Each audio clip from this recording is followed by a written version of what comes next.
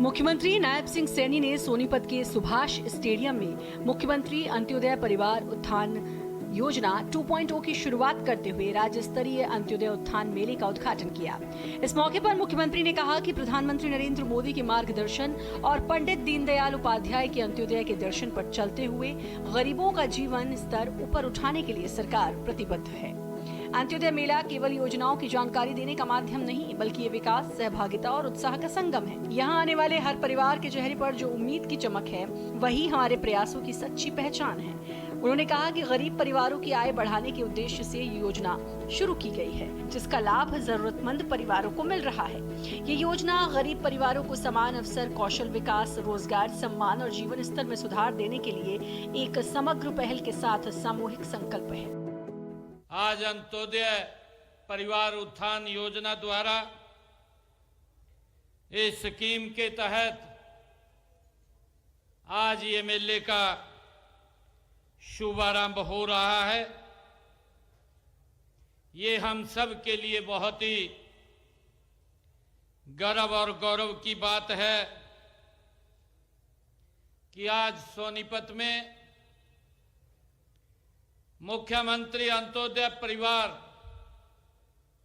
उत्थान योजना 2.0 की आज शुरुआत हो रही है।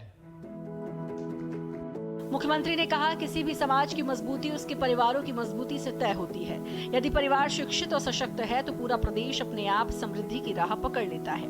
राज्य सरकार की कोशिश है कि समाज के अंतिम पंक्ति में खड़े व्यक्ति तक सरकारी योजनाओं का लाभ बिना किसी भेदभाव और बिना किसी देरी के पहुंचे।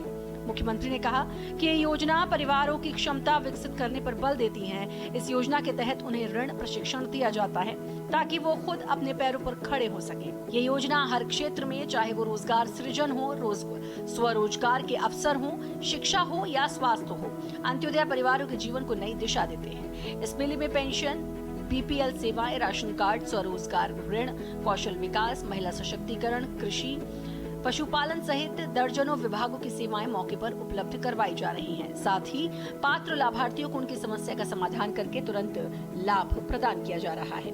साथियों, आज इस योजना के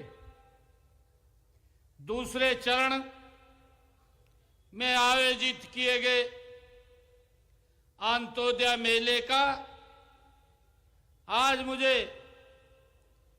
इस सोनीपत की ऐतिहासिक भूमि से आज इसका उद्घाटन करते हुए बहुत ही खुशी और गर्व महसूस हो रहा है। साथियों, दूसरे चरण में पूरे राज्य में चरणबद्ध तरीके से अंत्योदय मेलों का आयोजन किया जाएगा। हर जिला, हर विधानसभा क्षेत्र में इन मेलों का आयोजन होगा।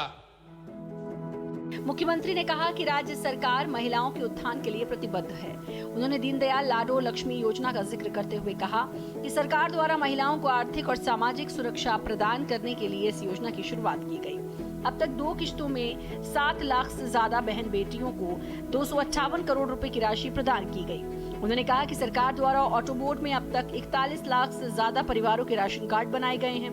इतना ही नहीं, बीपीएल परिवार को मुफ्त चिकित्सा सुविधा प्रदान करने के लिए चिरायु योजना चलाई हुई है। आयुष्मान भारत चिरायु योजना में 25,39,000 मरीजों का 4,126 करोड़ रुपए का मुफ्त इलाज किया गया है।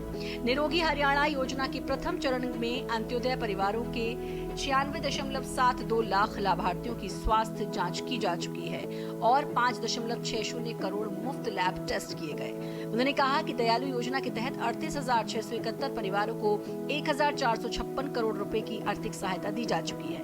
गरीब महिलाओं को हर महीने केवल 500 रुपए में गैस सिलेंडर दिया जा रहा है।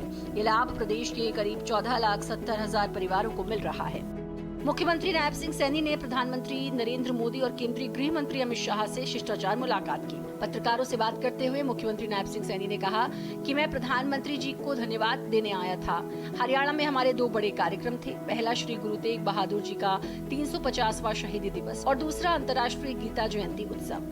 दोनों कार्यक्रमों में प्रधानमंत्री जी के पधारने से हरियाणा का गौरव बढ़ा है। इसके लिए प्रधानमंत्री जी को धन्यवाद दिया गया है।